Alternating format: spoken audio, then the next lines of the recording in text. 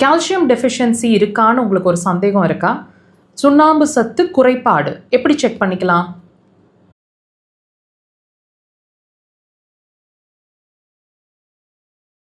எப்படி செக் பண்ணிக்கலாம் நம்மளே? நெயில்ஸ் வந்து ப்ராப்பர் ஃபார்மேஷன் இல்லாமல் கட் ஆகிற மாதிரி இருக்கும்.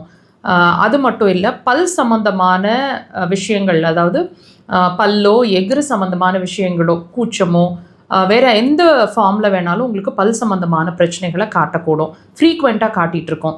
அது மட்டும் இல்லைங்க, ஜாயின்ஸ் எல்லாம் வீக்காக இருக்கிற மாதிரி, எல்லா ஜாயின்ஸுமே வீக்காக இருக்கிற மாதிரி ஃபீல் ஆகும். இதுதான் நீங்கள் மேஜராக நீங்கள் உடனே வாட்ச் பண்ணக்கூடிய விஷயங்கள். பாடி உடனே சொல்லும். தாண்டி தூக்கம் கொஞ்சம் டிஸ்டர்ப் ஆகும், டைஜஷன்லேயும் ப்ராப்ளம் இருக்கும், மூட் ஸ்விங்ஸ் வந்து உங்களுக்கு அடிக்கடி நடந்துகிட்ருக்கும். இது எல்லாத்தையுமே கோரிலேட் பண்ணி பாருங்கள். அப்போது டெஃபினட்டாக உங்களுக்கு கால்சியம் டெஃபிஷியன்சி இருக்கிறதுக்கான பாசிபிலிட்டிஸ் அதிகம். இது வந்து பெண்களுக்கு அதிகமாக பாதிக்குதுங்கிற மாதிரி ஒரு ரேஷியோ சொல்லப்படுது. இந்த கால்சியம் டெஃபிஷியன்சி அப்படிங்கிற ஒரு விஷயமும் நாங்கள் ஒவ்வொரு பதிவுலையும் உங்களுக்கு ஒரு தெளிவாக கொடுத்துட்ருக்குறோம். எந்த மாதிரி, அதாவது நம்ம உடம்பு சொல்லிட்டு இருக்கக்கூடிய ஒவ்வொரு விஷயமே வியாதி இல்லை, வியாதி இருக்குது, உள்ள வைட்டல் ஆர்கன் சம்மந்தமான வியாதி இருக்குது அப்படின்றதுக்கான ஒரு அறிகுறி தான் நீங்கள் உணர்ந்துட்டு இருக்கக்கூடிய ஒவ்வொரு விஷயமே. நீங்கள் ஒரு வலிக்குது, ஒரு சிரமமாக இருக்குது, தலை வலிக்குது, வாமிட் வருது, மோஷன் சரியாக போக மாட்டேங்குது, யூரினில் பிரச்சனை இருக்குதுன்னு நீங்கள் உணர்ந்து சொல்கிறீங்க இல்லையா? இது எதுவுமே வியாதி இல்லைங்க. இது வியாதி உள்ளே இருக்குது அப்படின்றதுக்கான ஒரு அறிகுறி தான் உங்கள் உடம்பு உங்களுக்கு சொல்லிட்டு இருக்கிற விஷயம்.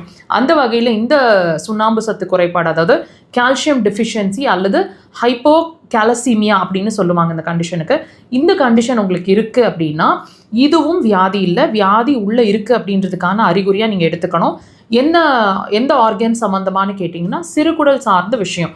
இப்போ உதாரணத்துக்கு நல்ல உணவு எடுத்துகிட்ருக்கேன், அருமையான ஃபுட்டு தான், வீட்டில் குக் பண்ணுற ஃபுட்டு தான், நல்ல பருப்பு, கீரைகள், சுண்ணாம்பு சத்து இருக்கிற விஷயங்கள் எல்லாமே நல்ல விதமாக நாங்கள் தினசரி ஒரு பேலன்ஸ்டு மீல் தான் எடுத்துகிட்ருக்கோம். ஆனாலும் இந்த கால்சியம் டெஃபிஷியன்சி எப்படி வந்ததுன்னே புரிய மாட்டேங்குது. அப்படின்னா ஒரு விஷயம் நீங்கள் உணரணுங்க.